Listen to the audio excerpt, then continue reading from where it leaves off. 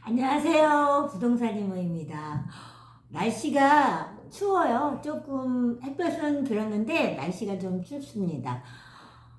얼마 전에 2주 안 됐거든요. 몽우리만 있는 작은 꽃을 들여왔는데 어제부터 이렇게 활짝 펴서 여러분들한테 보여주려고 일부러 옆에 데려왔습니다. 저는 이렇게 사무실에 실은 저희들이 창업을 하면 꽃이 많이 들어오잖아요. 근데 이런 화려한 꽃이나 꽃이 있는 꽃보다는 나무들이 많이 들어오는데 워낙 나무들을 기르지 못하다 보니까 다 돌아가셨습니다. 어, 그래서 저는 늘 처음에 TV라면 TV인데 창업하실 때 화분보다는 저는 그래서 약간 제가 필요한 목록을 좀 나눠드렸습니다. 친한 사람한테는 뭐 전자레인지, 뭐 파쇄기, 복사지, 뭐 이런 휴지, 이런 좀 필요한 물건으로 달라고 했어요. 왜냐면 화분이 많이 들어오면 어차피 길어야 1년, 짧으면 1년, 길면 2년 안에 돌아가실 줄을 다 알았거든요. 여러분, 오늘은 제가, 뭐에 대해서 좀 알려드리려고 하면, 저희가 부동산을 찾으러 다닐 때, 처음에 이제 오픈을 해야 할 때, 어떤 거를 그래도 하나, 둘, 셋, 네 가지 정도는 체크를 하시면, 그래도, 나쁘지 않은 자리에 조금 창업하지 않을까 싶어서 알려드릴까 합니다. 먼저, 뭐든지 쓰기는 써야 돼. 그죠? 우선은 저는 제일 먼저 지역을 체크했어요. 지역을 체크한다는 거는 내가 사는 곳에서 바운더리가 어느 정도 가능한지. 보통 출퇴근 차로 30분 안쪽으로 들어와 있어야지 30분이 넘어가면 정말 급한 손님이 있을 때나 사무실에 잠깐 가야 하는 일이 생기거든요. 그럴 때 좀 힘들 것 같아서 저는 30분 내로 차로 움직일 수 있는 곳, 그런 데를 먼저 찾았거든요. 여러분들도 그런 거 한번 염두에 보시고요. 이 지역 체크라는 생각보다 중요해요. 이 동선이 저는 조금 집 앞에서 걸어서 10분 정도의 곳을 처음부터 찾았어요. 게을러서 멀리 가는 거 싫어해서요. 그리고 이제 두 번째는 저희가 이게 최산 관계라고 하는 건데, 이 관계라는 건 경쟁 점포가 어느 정도 어느 미터만큼 떨어져 있는지, 그 점포를 이길 수 있는지, 진다면 그 점포 다음으로 넘버 3는 할 수 있는지, 이런 걸 좀 봤는데 저는 넘버 3가 아니라 넘버 5 정도 생각하고 아예 들어왔어요. 그래서 지금도 넘버 5 하고 있어요. 그래서 그리고 부동산은 다른 업종하고 좀 다르게 회원, 비회원이 있잖아요. 그래서 회원할 건지, 비회원을 할 건지, 이것도 꼭 정하셔서 그 다음 단계를 진행하셔야 좋고요.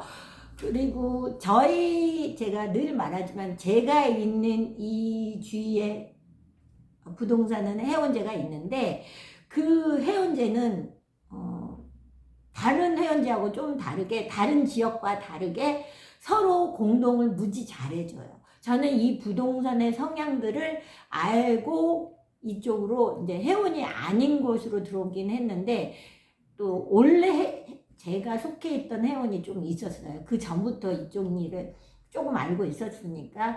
그래서 굳이 동네 회원을 다시 들지는 않았어요. 그래서 그런데도 공동할 때는 힘들지 않았거든요. 그런데 제가 아는 옆 동네는 회원이 아니면 물건을 공유하지 않아요. 그래서 그 동네의 특성, 그거를 좀 알고 가시면 좀 낫다. 그러는 거고, 그 다음에 세 번째는 저는 점포 같은 경우 너무 크지 않아도 5평만 넘으면 되겠다. 그 정도 선을 정해놓고 돌아다녔는데 5평짜리가 쉽지는 않더라고요. 많지 않아.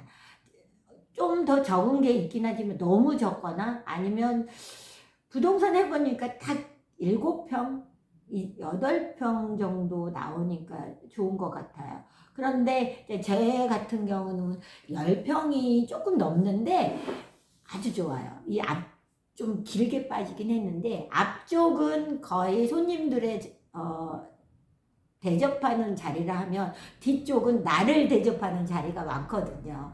그러니까 원래 미용실을 했다 하던 곳이라 거울도 있고 좀 옷도 걸 수 있는 자리가 좀 많아서 저는 이 자리가 처음에 좀 눈에 들어오더라고요. 그래서 여러분들의 성향에 따라서 딱 나는 이 사무실만 있어도 돼. 아니면 뒷공간에 나한테 조금 있어도 좋아. 그런 나만의 그 룰툴? 그거를 좀 딱 정해 놓으면 조금 더 나은 것 같아요. 그리고 보니까 우리 부동산은 도로가 중요해요. 저는 이면도로로 와서 워킹 손님이 많지 않아요. 그런데 아시는 분들은 좀 큰 도로를 끼고 하시는 분들이 여러 명 계시는데 그런 분들은 다 워킹 손님이 많더라고요. 부러워요. 아주 많이. 그런데 한 번씩은 또 워킹 손님들이 너무 많아도 바쁘더라고요. 진짜 잡일로 바빠, 잡일로. 막 지나가는 사람들이 막 팩스해달라, 뭐 복사해달라, 등기부 등본 떼어달라, 막 이런 잡일도 되게 큰 도로에 있는 사람들은 많더라고요. 근데 저희는 또 그건 없어요. 그건 많지 않고 아는 분들이 많이 들어오는 편이고 아는 분들은 그 정도는 그냥 서비스로 해주고 있습니다. 거의 아시는 분들은 그냥 안 해요.